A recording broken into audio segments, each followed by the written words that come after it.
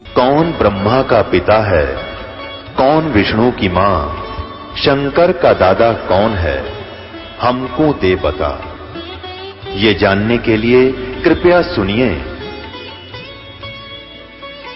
जगत गुरु तत्वदर्शी संत रामपाल जी महाराज के अमृत वचन सर्व पवित्र धर्मों के पवित्र शास्त्रों के आधार पर। ये मन यही चाहता है, ये काल का भेजा हुआ एक एजेंट है, एक ऐसा एलिमेंट है ये। और फिर कोई साधना करता भी है, जैसे विधिवत कोई लगता है, संत की शरण में आता है, तो ये मन जल्दी से विकार रहित होने नहीं देता। लेकिन इस परमात्मा पूर्ण में, कबीर साहब में इतनी समर्थता है, आप सच्चे दिल से पुकार करो परमात्मा, हम तो जीव हैं और आप ही बताते हो ये मन तो 21 ब्रह्मांड का मालिक है। एक तुच्छ जीव को, तुच्छ आत्मा को मालिक कैसे ऊपर उठने देगा? आपने परमात्मा बहुत जबरदस्त जैक लगाना पड़ेगा आपके बच्चे के लिए, अपनी आत्मा के लिए, इस काल के जालते इन विकारों से ऊपर उठाने के लिए। आत्मा से पुकार कर देखना, परमात्मा कति नफरत करवा देगा। तो प्रभु कहते हैं, आदरणीय गरीबदास साहब कहते हैं, मैं तो दे दी है बाल में झूठे नो, मत दे दी है बाल में झूठे नो, मैं तो दे दी है बाल में झूठे नो, मत दे दी है बाल में झूठे नो। परमात्मा ये मन झूठा है, ये आत्मा रो रही है, परमात्मा मैं किसकी गिल्ला बांध दी, इस मन झूठे के। ये सारी बकवादों ने सेलेक्ट कर लेता है, काम की बात ने अवॉइड कर देता, बुला देता है, ना जाने किन विचारों में खो देता है। अब जैसे कोई कहे भक्ति कर ले भाई, करते हैं भक्ति हम, अपने दादा श्याम जी ने पूजन लग रहे, बालाजी पर जाते हैं, व्रत रखते हैं, और भक्ति कैसे होती है? गीता जी का पाठ करते हैं, मंदिर में जाते हैं। फिर कोई कहे नहीं भाई यहाँ सत्संग होता है करोठा आश्रम में, ओहो आप सत्संग सुनकर देखो, ना सारे सत्संग एक जैसे होते हैं। यो मन आने को दे यहाँ तक है, उस काल के हाथ में डोर है इस मन की। और जब परमात्मा दया करेंगे, बार बार हमारी कोई पुण्यात्मा उसको समझाएगी, उसकी पुकार, क्योंकि कोई इंसान किसी को समझाता है, कोई उसका नाती होता है, कोई बहन है, कोई भाई है, रिश्तेदार है, माँ है, पिता है, बेटा है, बेटी है। तो जो भक्ति कर रहा है हमारी सतगुरु के चरणों में लगी हुई वो आत्मा, वो फिर आत्मा से रोती है, देखना मानता है, ये भगवान दया करो, सद्बुद्धि दियो दाता, आपके चरणों में आ जाए, इसकी बहुत दुर्गति होगी। तो वो धीरे धीरे आपकी पुकार और कुछ आपके द्वारा उसके सत्संग सुनाया हुआ, ये दोनों उसको फिर उठावेंगी, फिर यहाँ आएगा। और यहाँ आ गया फिर जल्दी से इस पर वो बुराई छूटे ना, वो भी छूट जाएगी। क्योंकि ये तो एक प्रोसीजर है, जैसे धीरे धीरे बुराई ग्रहण की जाती है, इसी प्रकार धीरे धीरे ये छूट जाती है। कुसंगत में जाने से बुराई ग्रहण होती है, सुसंगत में आने से बुराई छूट जाती है। यहाँ आएंगे, देखेंगे, देखिए इतने दिन से शराब पिया करता था, कति त्याग दी, ये देखो ये बहन भाई ये श्राद्ध भी निकालते थे, 2-2 वर्ष हो गए, कोई पूजा नहीं करते, सुख हो रहे हैं, कोई दुख नहीं है। पहले पूजते पूजते भी, वो साधनाएं करते करते भी दुखी थे। तो ऐसे फिर आत्मा ऊपर उठेगी, क्योंकि काल ने बहुत डरा रखे, हम इतने भयंकर डरा रखे हैं, जैसे किसी कुत्ते का लठ मार दे एक दो, कोई निकम्मा आदमी चलता चलता सुत्ते को मार दिया करे, सो रहा होता कुत्ता, उसका मारे लठ निकम्मा, फिर वो 1-2 मार दे तो वो कुत्ता फिर इतना भयभीत हो जाता है, उसमें उठने की हिम्मत नहीं रहती। और कहीं जरा सा भी कोई आहट, जैसे कोई आवाज आ जाती है, खुड़का होता है, तो वो पड़ा पड़ा रोने लग जाता है कि तेरे ऊपर आपत्ति फिर आ गई, तो उसका कोई मारो भी ना। तो इस काल ने हमें इतना सता रखा है कि कई 1-2 वर्ष में तो आपका दिल डटेगा कि सचमुच ही राहत मिल गई हमने, और खूब राहत मिलेगी आपको, रह रह कर ऐसे प्रोटेक्शन बचाव देगा भगवान। 1-2 वर्ष में तो फिर दिल सा उभरेगा, ये भगवान सचमुच ही हमारी जान बच गई। और नहीं तो ज्यादा आपत्ति आने वाली हो, जरा सी में टल जाएगी, तो भी हम यूं सोचेंगे भगवान बचाओ, नहीं बना, ऐसी बात नहीं है। तो क्या कहते हैं, मत दे दी है बाल में झूठे नु, मत दे दी है बाल में झूठे नु, मत दे दी है बाल में झूठे नु, मत दे दी है बाल में।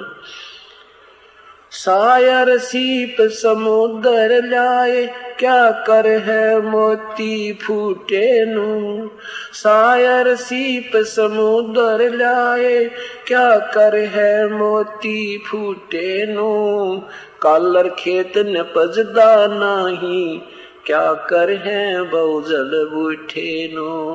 ये कालर खेत न पजदा नाही, कहा कर है बहुजल बूठे नु। मत दे दिए बाल में झूठे नु, मत दे दिए बाल में झूठे नु, मत दे दिए बाल में झूठे नु।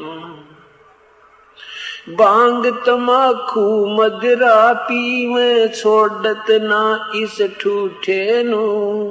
बांग तमाखू मदिरा पीवे, छोड़त ना इस ठूठे नु। मेहर मोहब्बत छानी नाही, जो जाने सतगुरु बूठे नु। ये मेहर मोहब्बत छानी नाही, सब जाने सतगुरु बूठे नु। मत दे दिए बाल में झूठे नु, मत दे दिए बाल में झूठे नु, मत दे दिए बाल में झूठे नु। प्रेम पियाले सदमत वाले, पीवत हैं रस घोटे नु। प्रेम पियाले सदमत वाले, पीवत हैं रस घोटे नु।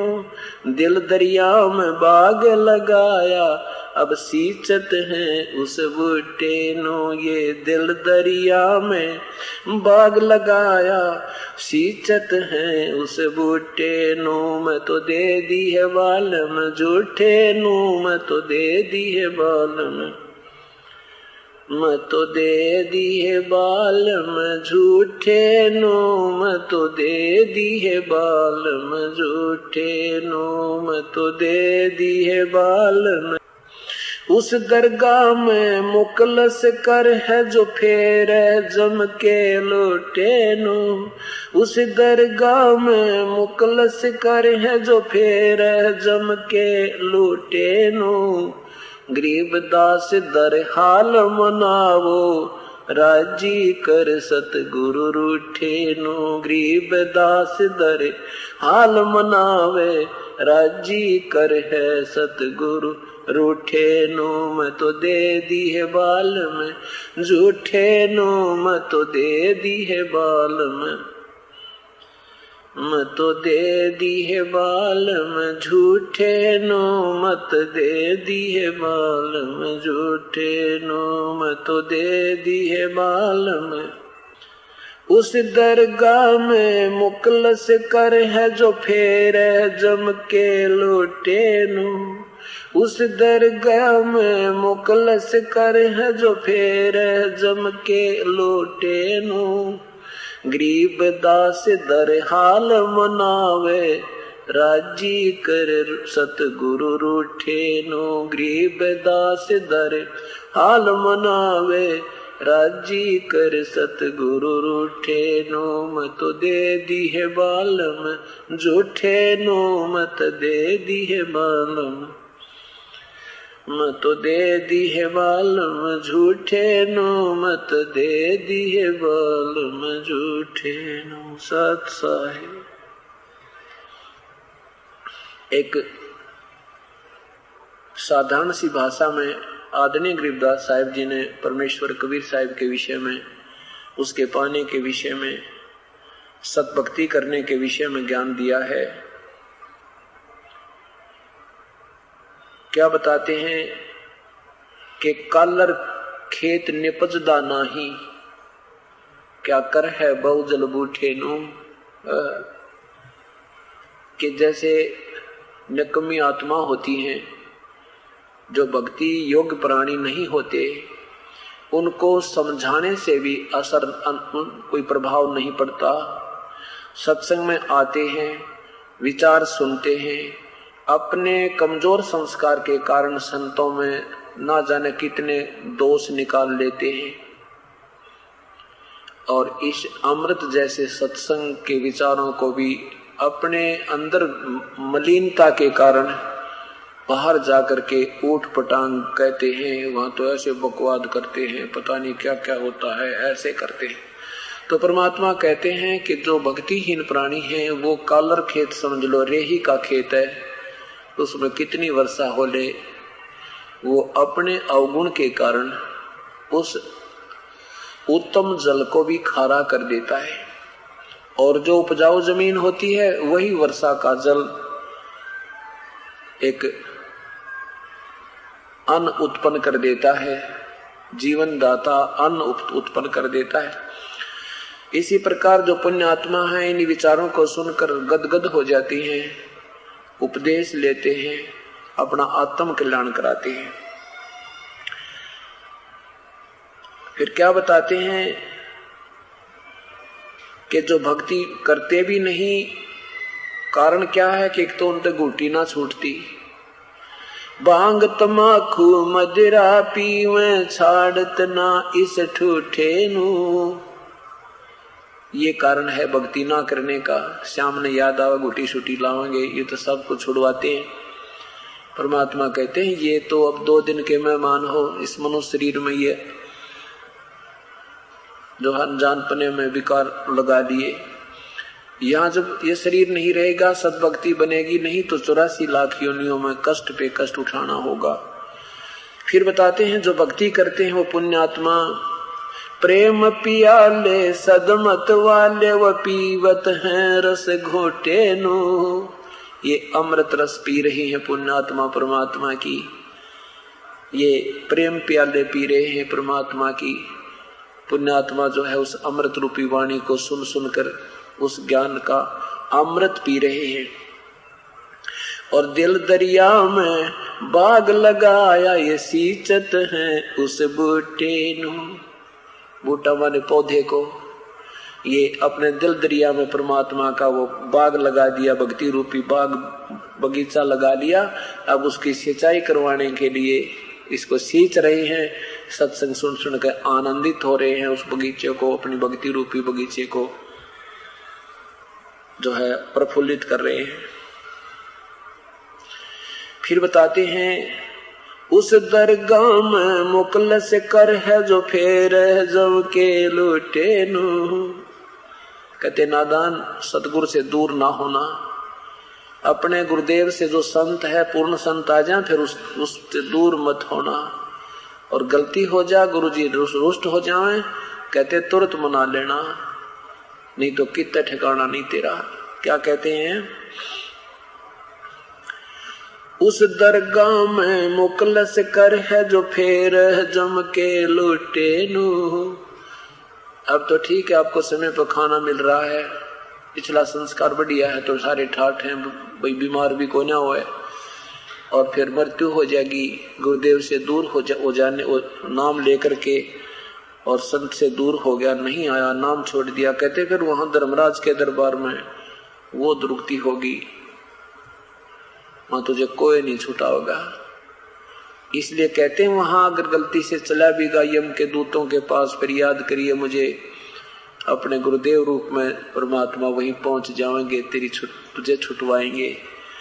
और कहते हैं गरीब दास दर हाल मनावे राजी करे सतगुरु रूठे नो, अपने गुरुदेव से आपसे कोई गलती हो जाती है और संत आपसे रुष्ट हो जाते हैं तो कहते तुरंत बना लेना या देर मत करना। गरीब दास दर हाल मनावे राजी कर सतगुरु रूठे नो, तो ये तरीके बता रहे हैं परमात्मा, हमें याद दिला रहे हैं कि कैसे भक्ति तेरी सफल होएगी और कैसे तेरी भक्ति असफल होएगी।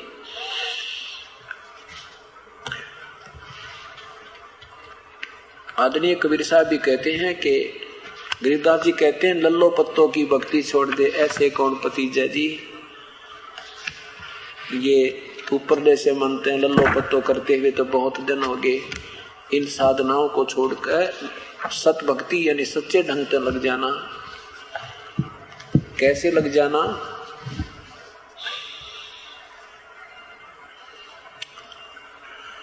जैसे हम पहले साधना करते थे, एक गिल्ली सूखी सी आली सूखी जोत घी में बेया करते और उसको लगाया करते चीग से में, और वो लाते लाते लगाते जल जाती, जलते ही 2 मिनट भी ना जला करती, बंद हो जाती। और 100 रुपये का प्रसाद मंगलवार न बांट दिया करते। बस यह हमारी दान पुण्य था।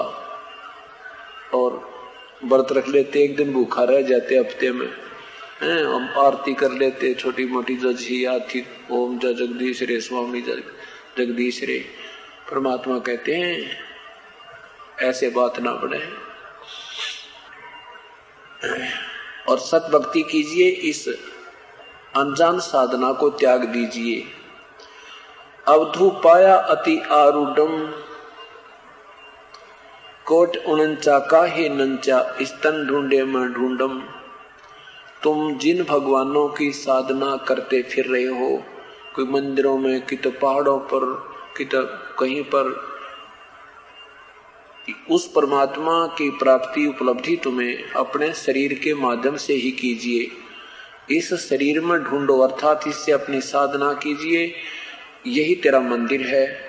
इसमें जो गुरुदेव विधि बताते हैं उसी तरह इसमें अपनी साधना शुरू कर दीजिए।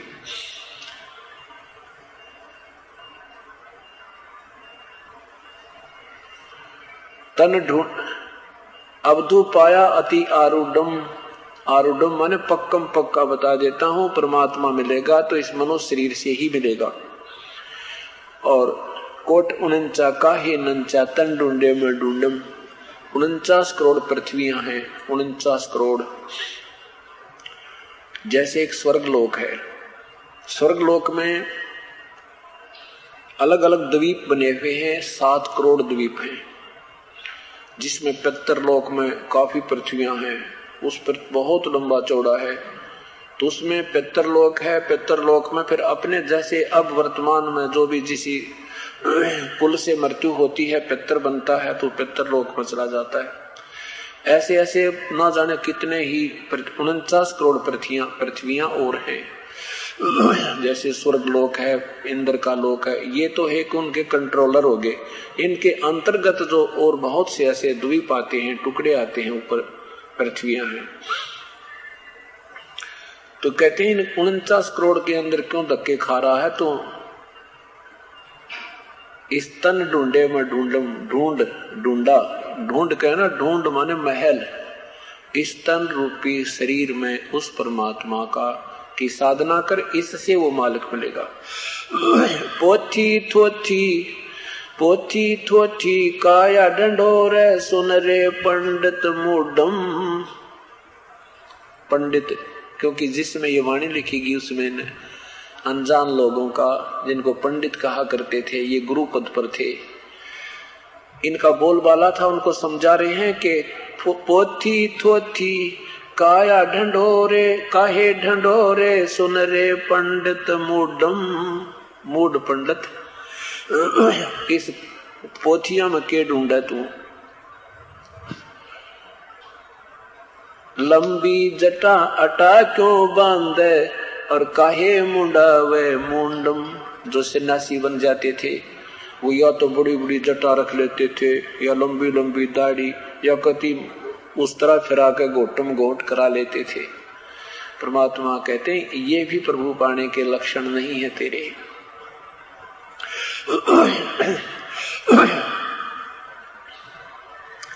लंबी पोथी थोथी काहे ढंढोरे, सुन रे पंडित मूडम।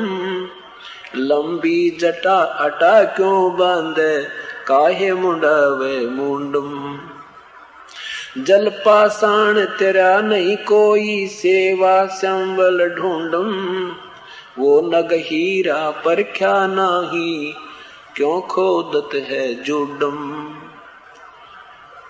क्या बताते हैं कि जल और पत्थर आदि पूजनते हैं। जल पत्थर जल के ऊपर हमने कभी तैरता नहीं देखा। यह जल पाषाण तेरा नहीं कोई,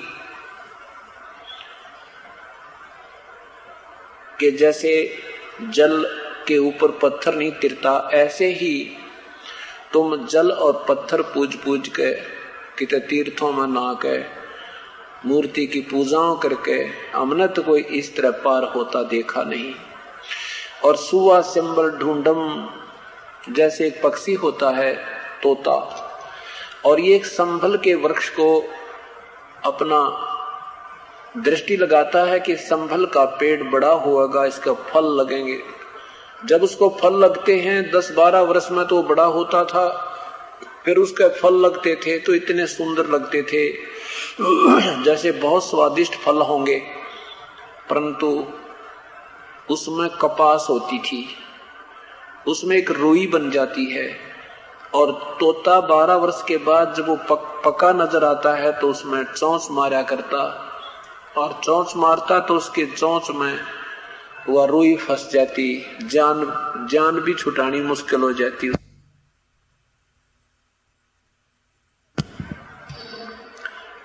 उसी का दृष्टांत, उसी का उदाहरण देते हुए आदरणीय गरीबदास साहेब बताते हैं कि कबीर परमात्मा को पाने के लिए, उस पूर्ण परमेश्वर को पाने के लिए ये तरीके तेरे ठीक नहीं है, ये विधि ठीक नहीं है। वो नग हीरा परख्या नाही, क्यों खोदत है जुडम। ये अनावश्यक प्रयत्न, ये परिश्रम करना बंद कर दे, ये परमात्मा ऐसे नहीं मिलेगा। जल मृग तृष्णा सृष्टि बुलानी, भूल रहा जग भूंडम। जैसे एक मृग होता है मरुस्थल में, रेगिस्तान में मृग होता है, जब उसको प्यास लगती है दोपहर के समय, तो वो पानी की तलाश में दृष्टि दूर तक देखता है। लगभग आधा किलोमीटर की दूरी पर उसे क्या दिखाई देता है, उसकी कल्पना, उसको इतना सुंदर सरोवर बना नजर आता है उस मरुस्थल के ऊपर, रेगिस्तान बालू रेत में, और वो ऐसे बहुत तेजी से दौड़ता है कि वो जल रहा। उसके अंदर की जो कल्पना होती है, वो जल की तलाश करता है तो सामने उस बालू के रेत के टीले पर ऊपर उसको एक सुंदर सरोवर नजर आता है। वो खूब स्पीड से भाग कर वहां पहुंचता है। अब वहां जाकर देखता है तो जल नहीं है, फिर आगे देखता है तो उसको आधा किलोमीटर फिर ऐसे उसकी कल्पना दिखाई देती है, फिर स्पीड से भागता है। वहां जाकर फिर देखता है, वो फिर आगे दिखाई देता है। तो यह परमात्मा कहते हैं, तुम जो साधना कर रहे हो, तुम सोच रहे हो कि मैं भगवान मिलेगा, फिर भटक भटक कर मर जाओगे। जैसे वो रेगिस्तान का मृग उस प्यास की तड़प में और कल्पना से बनाए हुए सरोवर को ढूंढ रहा होता है। अर्थात तुम मनमानी साधना कर रहे हो, मनमाना आचरण कर रहे हो, वो तुम्हें व्यर्थ है। पवित्र गीता जी के अध्याय नंबर 16 के मंत्र 23 में लिखा है कि जो शास्त्र विधि को त्याग कर मनमाना आचरण करते हैं, मनमानी पूजा करते हैं, उनको न तो कोई सिद्धि हो, ना कोई सुख हो, ना उनकी कोई गति हो, अर्थात यूजलेस, व्यर्थ है।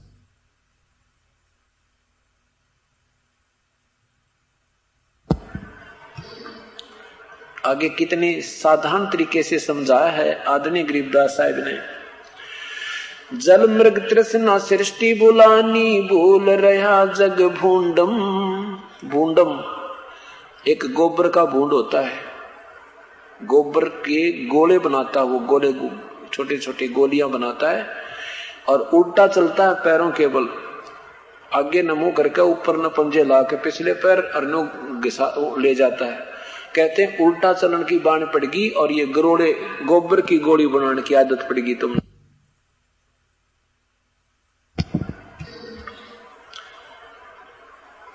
कि आप लोग शास्त्र विधि त्याग के और इस नादान साधना की गोली बना बना के, अर्थात इसको संग्रह कर रहे हो, ये तुम्हें कोई लाभ नहीं देगी। तुम सीधे नहीं चलते, उल्टे चल रहे हो उस भूंड की तरह।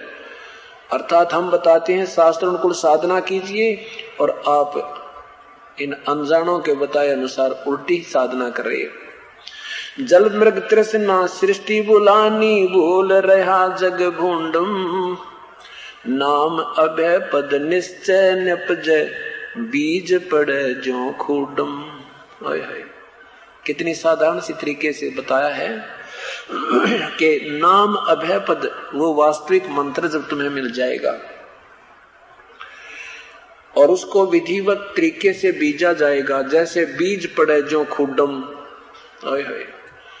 खुडम संस्कृत भी बना दी भगवान ने, गरीबदास साहब ने संस्कृत भी समझा दी, हिंदी भी, पंजाबी भी बता दी और फारसी भी, उर्दू भी, यानी परमात्मा से परिचित होने के बाद वो आदरणीय गरीबदास साहब जी का ज्ञान योग खुल गया। उसके बाद उन्होंने सभी भाषा में सभी पुण्यात्माओं को समझाया। क्या बताते हैं कि बीज नाम अभय पद निश्चय निपजय, वास्तविक मंत्र और विधिवत अगर साधना की जाएगी तो अवश्य उपजेगा, वो बीज उपजेगा, उगेगा। कैसे?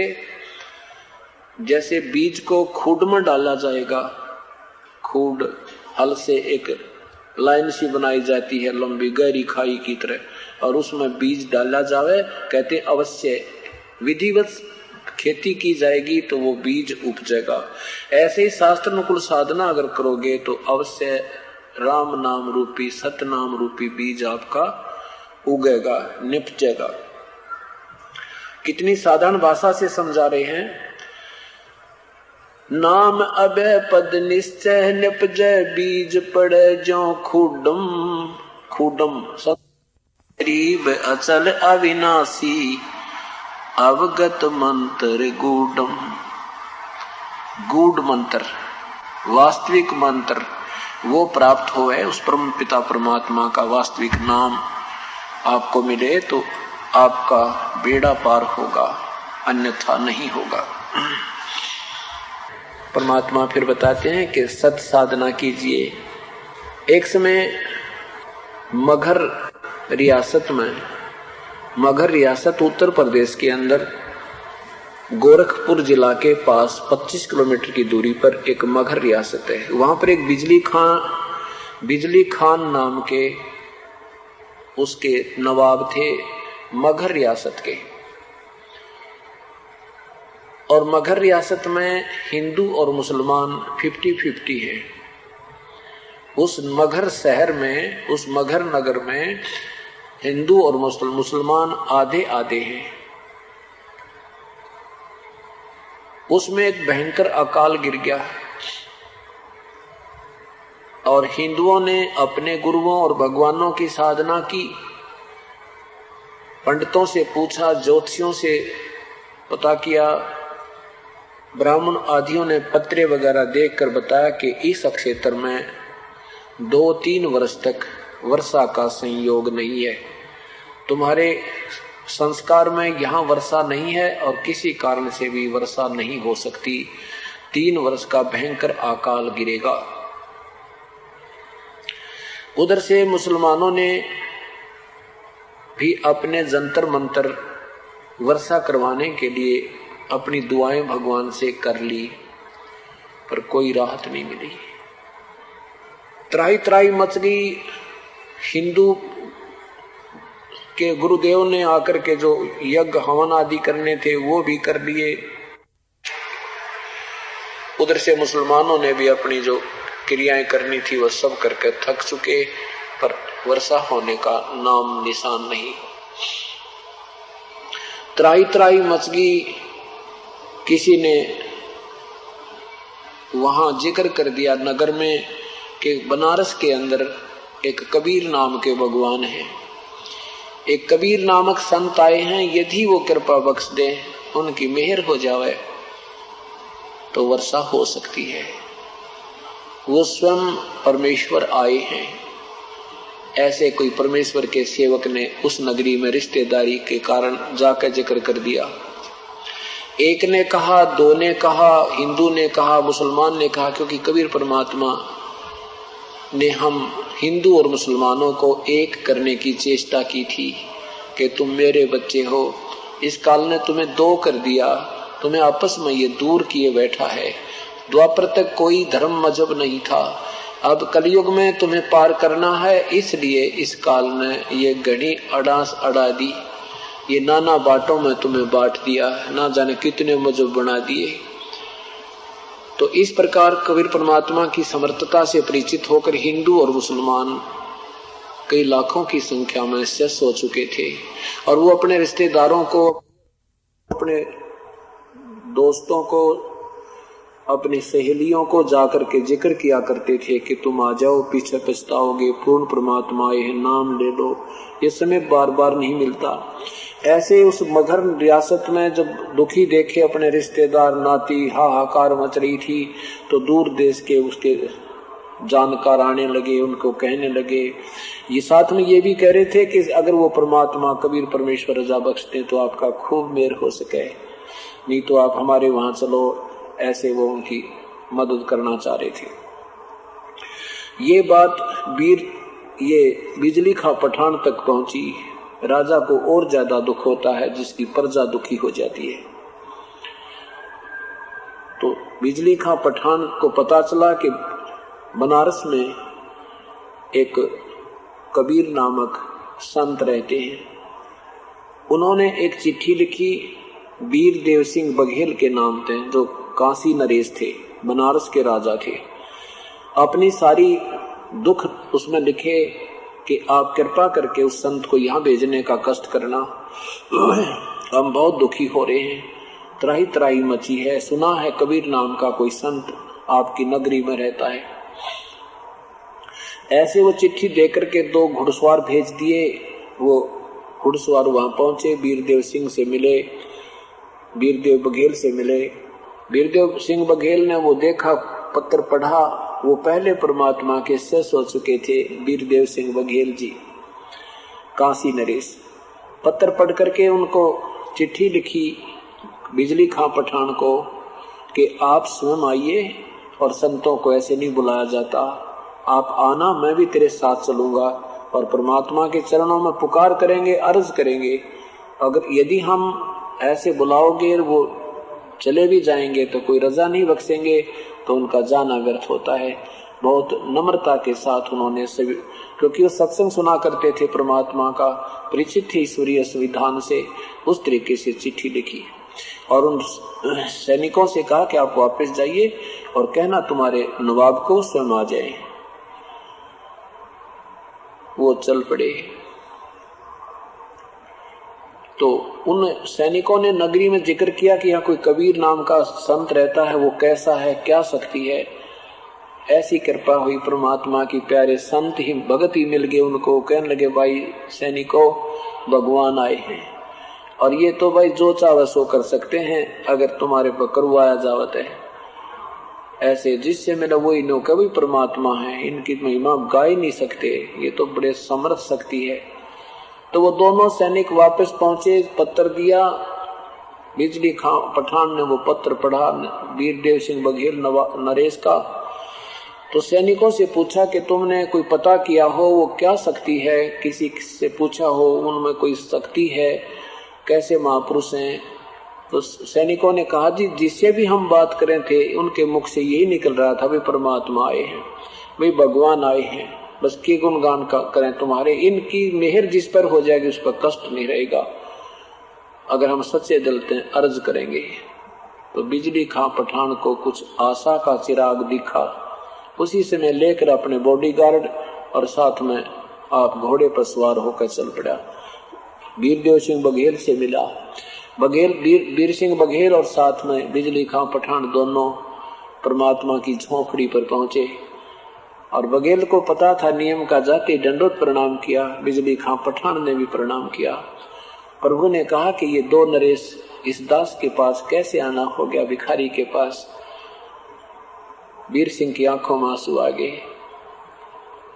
कहने लगे, परवरदिगार, आपके बच्चे आए हैं, कुछ आपके सामने अर्ज करने आए हैं। वीर सिंह परिचित था कि परमात्मा हम सभी को चाहते हैं, ये वो परमेश्वर हैं जो हमें एक करना चाहते हैं, और इसके लिए इनके लिए कोई 2 नहीं है। तो बिजली खां पठान से कहा कि पठान अपनी सारी समस्या कह दे भगवान को। तो बिजली खां पठान ने कहा कि हे परवरदिगार, मैं बिजली खां पठान मगहर नवाब का मगहर देश का रियासत का नवाब हूँ और हमारे वहाँ बहुत भयंकर अकाल गिर गया है, त्राही त्राही मचकी है मालिक, आप मेहर कर दो अपने बच्चों पर, कुछ वर्षा हो जाए। ऐसे प्रेम भरे शब्द सुनकर परमात्मा प्रसन्न हुए। कहते हैं साधु भूखा भाव का धन का भूखा ना, अर्जा कोई धन का भूखा है वो साधु भी कोई ना।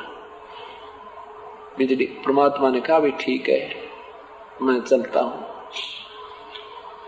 बिजली खां पठान ने एक घोड़े पर भगवान को बैठाया और साथ में चल पड़े। एक और उसके साथ घुड़सवार एक घोड़े पर बैठा, साथ में घोड़ा हाँकने वाला एक और साथ ले लिया और अब वापस आ गए। रास्ते में जब आ रहे थे तो गोरखनाथ जी, क्योंकि गोरख जो टीला है वहां से जो गोरखपुर नाम है गोरखनाथ जी की, वहां तपस्या स्थल है, तपस्या स्थली है।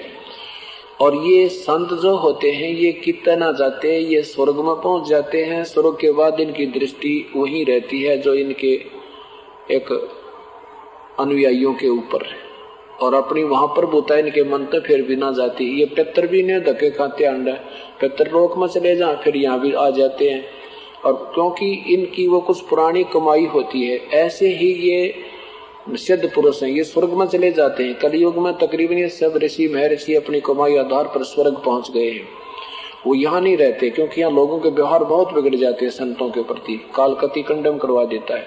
और ये फिर भी उस तरफ में वापस आते हैं, और आने और जाने में जो सिद्धि से आते जाते हैं इनकी कमाई भी खत्म होती है, लेकिन इनके बस की बात कोई ना हुआ, प्रभुता छूटती नहीं। गोरखनाथ जी वहां आकर के मगर रियासत से थोड़ी सी, मगर उस स्थान से, उस नगर से 1-1.5 किलोमीटर की दूरी पर आकर एक छोटी सी तलैया थी, छोटा सा जोड़ी सी, गांवों में खेतों में लेट हुआ कर एक छोटी सी तलैया थी और वो सूखी पड़ी थी। उसके नीचे एक वृक्ष के नीचे बैठ गए और अपना त्रिशूल गाड़ के तो देखा परमात्मा ने कि गोरखनाथ बैठा है। गोरखनाथ किस लिए आया था कि मेरे क्षेत्र में और कोई दूसरा अगर प्रभुता बना जाएगा तो मेरी कहाँ इज्जत रहेगी।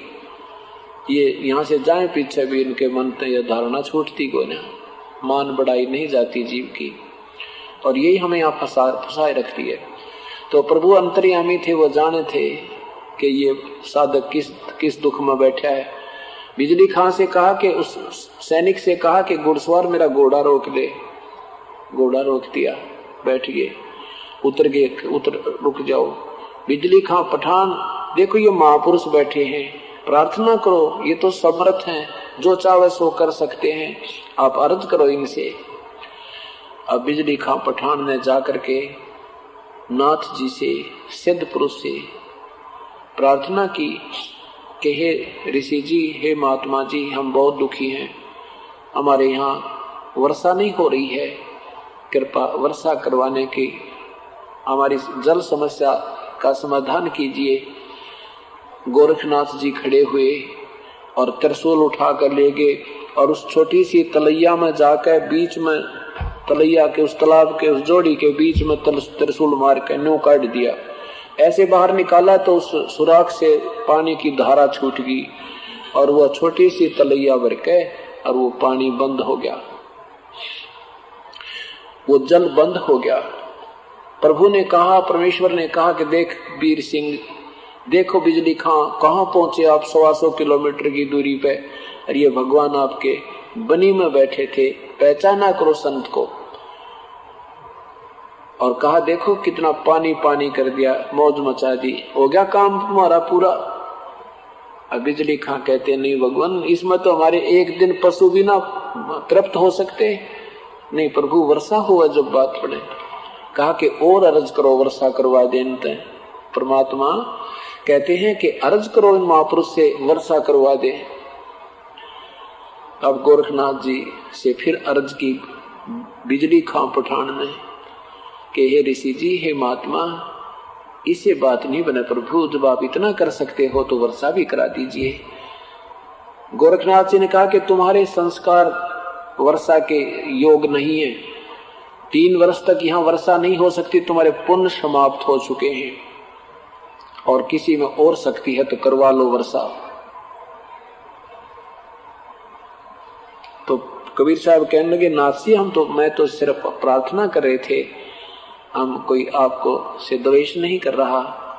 और ये कुदरती बात तो है, वजीर ने वजीर, फकीर ने फकीर कति देख कर राजी नहीं, ये बहुत आग लगी हुई है। परमात्मा बोले, ऐसी कोई बात नहीं, हमने तो कुछ ऐसा कहा नहीं, अर्ज कर रहे हैं, आप कर दीजिए। कहने लगे, और कर दे कोई जिसमें शक्ति है, 3 वर्ष तक यहाँ कोई वर्षा करके दिखा दो। नहीं हो सकता। तब परमात्मा ने कहा कि तुम जाओ बिजली खां, जाओ अपने घर में, और मैं यहाँ बैठ जाता हूँ।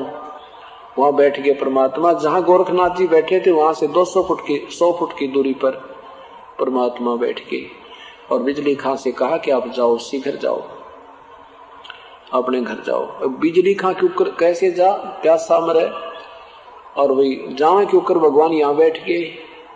वो परमात्मा ने कहा, आप घर तक पहुंचो, कहीं रास्ते में भीग ना जाओ। अब संत की बात मान के कहने लगे, मैं यही हूं और 3 दिन यही रहूंगा, चिंता मत करना। और जैसे उसकी कृपा होगी प्रभु की, वो कर देंगे। हम तो भाई उनके मजदूर हैं, अर्ज करेंगे अगर सुन ली तो। अब बिजली सच्चा साधु संत जी बैठे हैं, साधना करेंगे, ऐसे बैठ के लोग दिखावा करके अब ध्यान लगावे हैं, धुन ला रहे हैं भगवान में। अब बिजली खां पठान और सैनिक गांव में नहीं पहुंचे, उस नगर में 1 किलोमीटर की 1.5 किलोमीटर दूरी है। दास देख कर उस स्थल को वहां तक पहुंचे नहीं थे, इतनी जोर की घटा उमड़ के आएगी और रिम झिम बारिश मूसलाधार बरसन लाएगी। बोलो सतगुरुदेव की जय। भर दिए सारे तालाब, ठोक दिए, वर्षा नौकती मौज मचा दी। अब फिर तो सारा ही गांव उठ के आ गया। नगर में सैनिकों ने जाकर बताया, भाई भगवान आए हैं। वो वर्षा रुकी 2-3 घंटे में था, फिर सारा ही गांव उमड़ कर उठ के आ गया और गोरखनाथ जी का सुमंत्र हो गया। अब सारे ही नगरी उठ कर आ गई कि भगवान आए हैं, उन्होंने वर्षा करवाई है। क्यों पता लग रहा था बिजली खां पठान गए हैं किसी संत को लेने के लिए, और सारे के सारे बच्चों समेत आगे वहां पर चरणों में गिर गए, दंडवत प्रणाम करें। आसपास के क्षेत्र के लोग भी इकट्ठे होने लगे।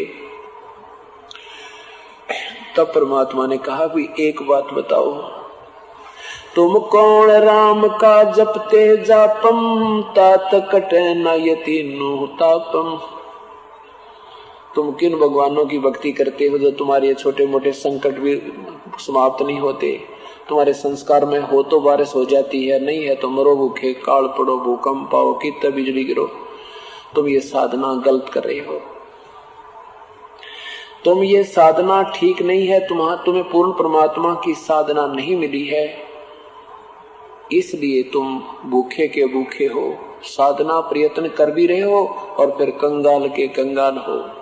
परमात्मा ने वहां 3-4 दिन रुके और सत्संग सुनाया कि तुम सब, ये तो एक फर्स्ट एड किया है तुम्हारे को, और तुम उपदेश लो मेरे तय। तुम मेरी साधना मैं बताऊंगा, ऐसे उस परम पिता की भक्ति करना, तुम सदा सुखी रहोगे। उन पंडितों से पूछा कि तुमने सब भगवानों की पूजाएं कर ली थी, तुम्हारे वो पत्रे कहाँ हैं, उन पत्रों में देखो। वो बोले, जी हमने सारे देख लिए। 3 वर्ष तक यहाँ भगवान वर्षा का कोई योग नहीं था, तो ये वर्षा कहाँ से होगी भाई? आपकी महिमा आप ही जानो प्रभु। परमात्मा कहते हैं, मैं उस परमेश्वर की भक्ति बताने आया हूँ जो गीता जी में 18वें अध्याय के 62वें श्लोक में लिखा है।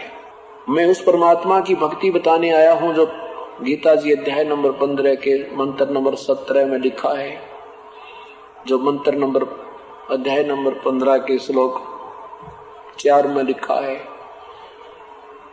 और उस परमेश्वर की भक्ति से ही ये जीव सफल होता है, आत्मा कल्याण होती है, भाग्य से ज्यादा भी देता है, कर्म के दंड का विनाश कर देता है। अब पंडित मुसलमान लोग कहते हैं कि हम अपनी साधना को नहीं छोड़ सकते, परमात्मा कहते हैं कि तुम साधना भी कर रहे हो और तुम दुखी बीजों के क्यों? तो कहते हैं हम हमारे भगवान हमारे हजरत मोहम्मद जी को खुद खुदा मिले थे आकर के। उनको जबरील नाम का देवता और ऐसे ऐसे मिला था, उसको सतलोक लेकर गए थे, ऐसा किया था वैसा किया था। यानी 1 घंटे तक वो श्री मोहम्मद जी की पूरी जीवन चरित्र सुना दिया। परमेश्वर ने कहा कि नादानो, तुम स्वयं कहते हो कि हजरत मोहम्मद जी को कौन मिला था? एक जबरील नाम का देवता मिला था, और जबरील नाम का देवता जबरदस्ती हजरत मोहम्मद जी की गर्दन दबा के ऐसे गला घोंट के कहता कि पढ़, मैं जो कहूं ऐसे साधना कर। और वो भयभीत होकर डर के हजरत मोहम्मद जी ने वो साधना प्रारंभ की थी। और क्या उसकी क्या हिस्ट्री है कि हजरत मोहम्मद जी जिनसे मुसलमान धर्म का प्रचार बना, ये उसके प्रवर्तक थे। हजरत मोहम्मद जी के पिताजी, जब हजरत मोहम्मद जी माँ की गर्भ में थे, पिताजी की मृत्यु हो गई थी, और जब 6 वर्ष के हुए तो माँ की भी मृत्यु हो गई थी। एक दादाजी परवरिश कर रहे थे, 8 वर्ष के हुए जब दादाजी भी मर गए। एक अनाथ की तरह, यतीम की तरह उनका ऐसे घूमते फिरते रहे। जब 25 वर्ष के हुए तो एक 40 वर्षीय 2 बार विधवा हो चुकी थी जो औरत, उस खजीदा नाम की स्त्री से उनका विवाह हुआ। 7 संतान हुई, 3 लड़के और 4 कन्याएं प्राप्त हुई। हजरत मोहम्मद जी को एक जबरील नाम का देवता मिला जब हजरत मोहम्मद जी एक गुफा में साधना कर रहे थे। क्योंकि हजरत मोहम्मद जी कौन थे? ये भगवान शिव के लोक से आई हुई पुण्यात्मा थी। क्योंकि द्वापर तक अपना कोई धर्म नहीं, कोई मजहब न्यारा नहीं था, तो वो उस अच्छी आत्मा थी। अपनी पुण्य कमाई को स्वर्ग, वहां विष्णु शिव जी के लोक में गण रूप में थे, वहां समाप्त करके आगे। फिर भी मनुष्य जीवन का कोई संयोग था, पुण्यात्मा का मनुष्य शरीर बन गया, और फिर भी परमात्मा की तरफ बनी रहती है उस पुण्यात्मा में जिसने कभी पहले साधना की होती है। उस तरफ में गुफा में जाकर सारी कई दिन साधना करता था, जैसा कि उसको पता था, बैठा रहता, ध्यान लगाता था। तो वहां एक जबरील नाम का देवता आया, उसने गला घोंट कर जबरदस्ती मोहम्मद जी को कहा कि ये पढ़, ये बोल जैसे मैं बोलता हूं। और वो डर गया, सारा कांप गया, पसीने आ गए। फिर दूसरी बार फिर कहा, तीसरी बार फिर कहा, तो हजरत मोहम्मद जी ने अपनी पत्नी को आकर बताया कि 3 बार ऐसे कहा। तीसरी बार मुझे ऐसा लगा कि जान तो मार देगा जब मैं नहीं बोलूंगा। पहले डरता बोला नहीं, फिर कहा कि मैं क्या पढ़ूं, मैं तो अनपढ़ हूं। फिर कहते हैं ऐसी उसने बोल कर पढ़ाया तो याद हो गया। ऐसे 2-3 बार मिला। फिर उनको ऊपर एक खच्चर पर बैठा कर ले गए। वहां पर हजरत मूसा जी, हजरत ईसा जी, हजरत और जितने भी नबी नवाब थे सारे मिले उनको। वो क्या स्थान था उनको तो पता नहीं, अनजानों को वो पितरलोक था। उस पितरलोक में घुमा ले। हजरत मोहम्मद जी का सीना चाप करके उस जबरील नाम के देवता ने, कहते हैं, मेरे अंदर एक बरकतें भर दी।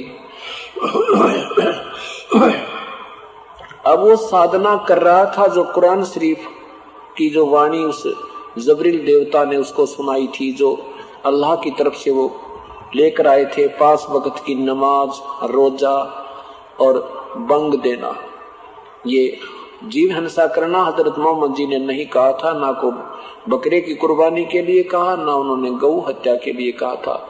ये तो बाद में जीव के चठोरों ने ये बात बिगाड़ रखी है। तो हजरत मोहम्मद जी जो साधना कर रहे थे, उनके खुदा उस जिसको वो अल्लाह मानते इस निराकार काल में, इसके द्वारा बताई हुई 5 वक्त की नमाज करते थे, रोजा रखते थे, और बंग देते थे। उसके उपरांत हजरत मोहम्मद जी के 3 पुत्र, तीनों के तीनों उनकी आंखों के सामने काल में खा लिए, मृत्यु को प्राप्त हुए। अब देखिएगा हजरत मोहम्मद जी का जीवन परिचय। पुण्यात्माओं, हम एक पिता की संतान हैं। हम अपने आप को भूल चुके, इस काल ने गड्ढे बिचला दिए। और जब हमें पता चलेगा कि सचमुच ये कहानी क्या है, तो फिर हम इस काल के जाल से छूट सकते हैं। आप देखिएगा जीवनी हजरत मोहम्मद, ये कहां से छपी है? जीवनी हजरत मोहम्मद, नीचे देखना, इसके कौन है? जीवनी हजरत मोहम्मद सल्लल्लाहु अलैहि वसल्लम, मोहम्मद इनायतुल्लाह सुभानी, अनुवादक हैं नसीम गाजी फलाही, प्रकाशक हैं मरकजी मकतबा इस्लामी पब्लिशर्स, नई दिल्ली। अब इसके प्रश्न नंबर आपको थोड़े थोड़े से दिखाता हूँ। 27 पर क्या है? शादी हजरत मोहम्मद जी के पिताजी की शादी हुई, देखना नीचे प्रश्न नंबर 28 के नीचे देखें। बाप ने बेटे की ओर से शादी का पैगाम दिया। आमनी के घर वालों ने इसे स्वीकार, अपने लिए सौभाग्य की बात समझी। खुशी खुशी तैयार हो गए और चटपट शादी हो गई। रिवाज था कि दुल्हा शादी के बाद 3 दिन ससुराल में ही रहेगा। ऐसा नियम था पहले कि 3 दिन वहां ससुराल में ही रहता था। अब्दुल्ला की भी 3 दिन ससुराल में। अब्दुल्ला जी कौन थे? ये हजरत मोहम्मद जी के पूज्य पिताजी। अब्दुल्ला भी 3 दिन ससुराल में रहे, फिर घर चले आए। साथ में दुल्हन भी थी, यानी आमिना भी थी, जो हजरत मोहम्मद जी की माता जी। उसमें अब्दुल्ला की उम्र लगभग 17 साल की थी। शादी को अभी कुछ दिन भी हुए थे। व्यापारियों का एक काफिला शाम जा रहा था। उसके साथ अब्दुल्ला, हजरत मोहम्मद जी के पूज्य पिताजी अब्दुल्ला भी हो लिए। वापसी में मदीने से गुजरे। वहां उनके बाप का ननिहाल था। थके तो थे ही, दम लेने के लिए वहां ठहर गए और काफिला इत्फाक से बीमार पड़ गए। अब्दुल्ला जी, हजरत मोहम्मद जी के पूज्य पिताजी बीमार हो गए और साथियों ने उनको वहीं छोड़ दिया, उनके वहीं पर। ये देखो नीचे, अब्दुल्ला की आज वहीं से अब्दुल्ला के इंतकाल की दुखद खबर आ रही थी। यानी खबर बड़ी दर्दनाक थी। नौजवान की मौत, वह भी अब्दुल्ला जैसे नौजवान की। जिसे सुना वो तड़प उठा। यानी हजरत मोहम्मद जी माँ के गर्भ में थे, उसी समय उनके पिताजी की मृत्यु हो गई। ये देखिए प्रश्न 28 पे लिखा कि अब्दुल्ला का इंतकाल हुआ तब आमिना गर्भवती थी। नीचे देखिए, सोमवार का दिन था, रबीउल अव्वल की 12 तिथि थी, तरीख थी। आमिना के यहाँ एक बच्चे का जन्म हुआ। उसका नाम के रखा, नाम मोहम्मद रखा गया। अच्छा, अब तो इतना तो यही बताएंगे। उसके बाद क्या हुआ? उनकी शादी हुई एक 2 बार विधवा हुई औरत खदीजा जी से। खदीजा बहुत ऊंचे घराने की औरत थी। उनकी वंशावली पंचमी वस्तु में कुसई तक पहुंचकर आपसे जा मिली थी। वह बनी मखजूम के 2 रईसों से आगे पीछे विधवा थी, ब्याही थी। वे दोनों बहुत काफी दौलत छोड़कर दुनिया से विदा हो गए थे। 2 बार वो विधवा हो चुकी थी। उसके साथ उस हजरत मोहम्मद जी, यानी जिसके माँ बाप भी नहीं हो, तो उनके साथ कौन रसूख करता है? उनकी शादी हुई। फिर शादी के बाद उनको 4 संतान हुई, 7 संतान हुई और तीनों बेटे हजरत मोहम्मद जी के उनकी आंखों के सामने मर गए। प्रश्न नंबर 64 पे लिखा है, इसी पवित्र पुस्तक के हजरत मोहम्मद जी की जीवनी के 64 नंबर प्रश्न पे लिखा है कि लेकिन ये मुबारक घड़ियां और खुशी के दिन जल्दी ही खत्म हो गए। आपके सब बेटे एक एक करके अल्लाह को प्यारे हो गए। कासिम, तैयब और ताहिर सब अल्लाह से जा मिले। जख्म पर जख्म लगते रहे लेकिन आप सब्र करते रहे।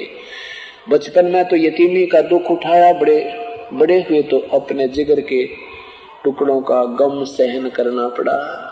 ओए होए, अब पढ़ती आना कलजा पटपटाव है, जिस पिता के सामने तीनों बेटे मर जाएं, और ये भी हेड ऑफ द डिपार्टमेंट इस पूरे मुस्लिम धर्म का। जब आप पूजा किस लिए करते? परमात्मा की, घर में सुख हो, हमारे ऊपर आपत्ति आनी हो तो वह टल जाए। और जिन भगवानों की तुम पूजाएं करते हो, इनकी पूजा करते करते, और हजरत मोहम्मद जैसी पूजा मुसलमान तुम नहीं कर सकते अब वर्तमान में। वो तो एक पुण्य आत्मा थी, पुराने संस्कार अच्छे थे, सिरदर्द की बाजी लगा करके वो भगवान की भक्ति करते थे, और उसके बाद भी ये दुर्गति तुम्हारी हुई। फिर क्या बता कि 164-65 पृष्ठ पर आपको दिखाते हैं, इसी पवित्र पुस्तक के 164-65 पृष्ठ पे क्या लिखा है कि जबरील देवता हजरत मोहम्मद जी को ऊपर ले गया, और वहां क्या देखा?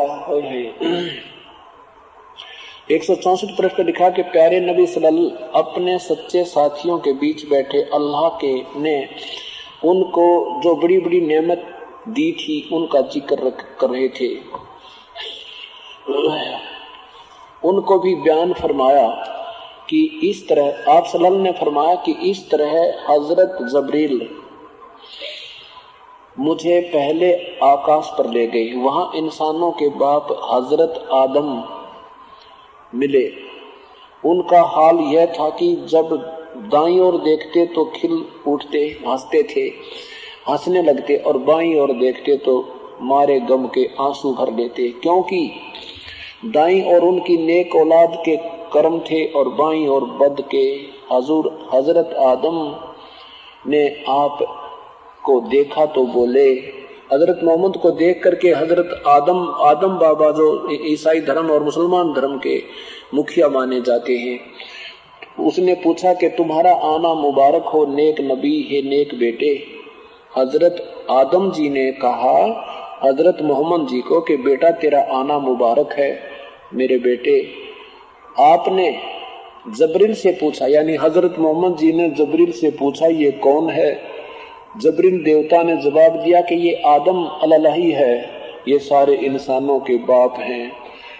फिर जबरील आपको दूसरे आकाश पर ले गए और फिर तीसरे पर, इस तरह आगे बढ़ते चले गए। आप जिस नबी के पास से गुजरते थे ये मनमोहक शब्द कानों में गुजरते थे, तुम्हारा आना मुबारक हो हे नेक नबी, हे नेक भाई। इस तरह आप 7वें आकाश पर पहुंच गए। वहां हजरत इब्राहिम मिले, आपको देखते ही बोले तुम्हारा आना मुबारक हो नेक नबी, नेक बेटे।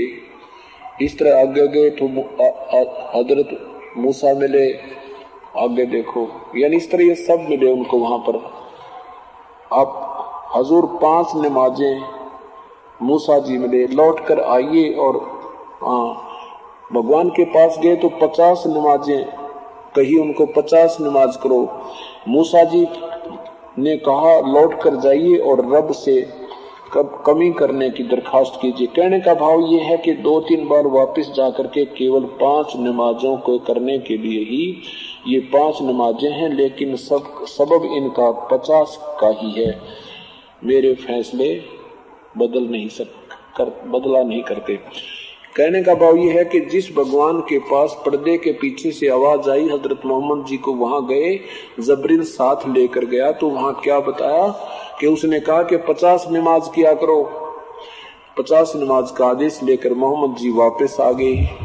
तो मूसा जी ने कहा, हजरत मूसा जी जो इसी परंपरा में नबी माने जाते हैं, उसने कहा कि 50 नहीं कर पाएंगी तेरी संगत, जाके भगवान से अर्ज करो, कम करवाने की करो।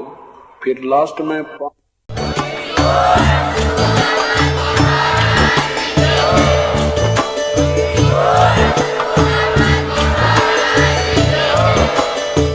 सुन रहे थे जगत गुरु तत्वदर्शी संत रामपाल जी महाराज जी के मंगल प्रवचन। अधिक जानकारी के लिए विजिट कीजिए हमारी वेबसाइट www.jagatgururampalji.org। संत रामपाल जी महाराज जी के शुभ आशीर्वाद से पूरे विश्व भर में 500 से भी ज्यादा नाम दीक्षा केंद्र हैं, जिन पर संत रामपाल जी महाराज जी द्वारा ऑनलाइन निशुल्क नाम दीक्षा दी जा रही है। अपने नजदीकी नाम दीक्षा केंद्र का पता करने के लिए संपर्क करें 8222880541।